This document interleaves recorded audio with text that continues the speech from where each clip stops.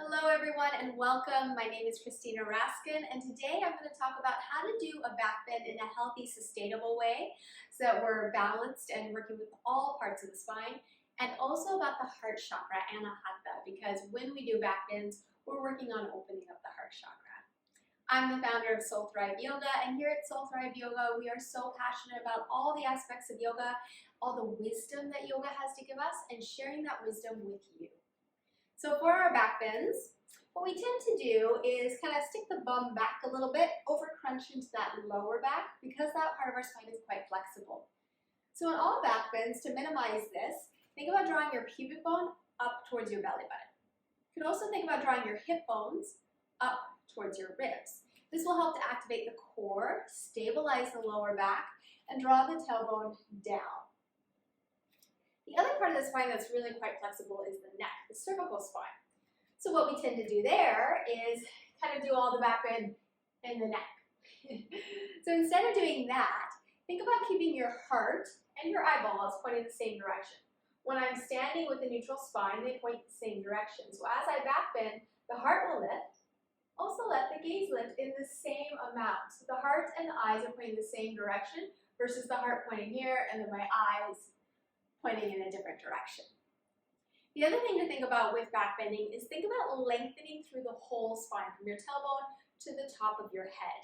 And that length, eventually, as you continue to lengthen, will lead into a back bend, but think more about the lengthening versus the back bending. Now let's talk about the part of the spine that's a little less flexible, the part where we tend to not back bend, and that's our mid-upper back, the area in between your shoulder blades.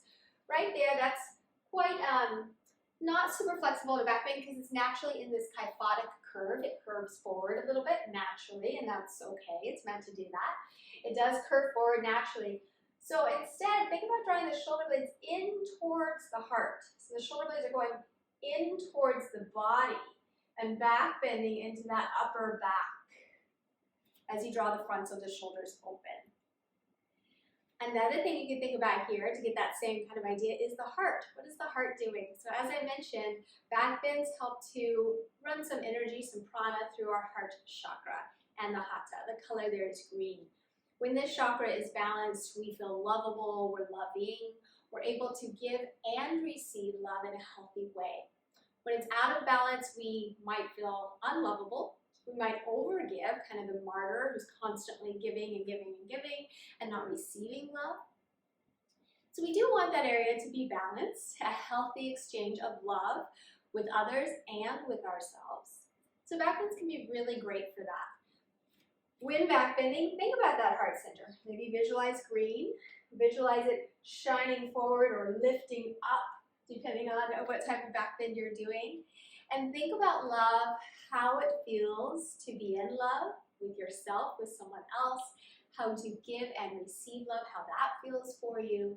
And maybe work with playing with this idea of balance. If you feel overly depleted, you're giving too much, then maybe it's time to do some self-care, self-love, have some conversations with those around us about how we can get a little more support in our lives. Or if maybe you're not giving enough, maybe you've blocked it off a little bit in order to protect yourself. Maybe you feel a little bit more bitter or angry, fearful. Those are signs that we might be blocking it a little bit. And doing back bends can help us to explore opening it in a safe and supportive environment where we feel we're secure, so that we can work on opening, giving, and receiving love a little bit more. If you have any questions, please let me know. I'm always here to chat.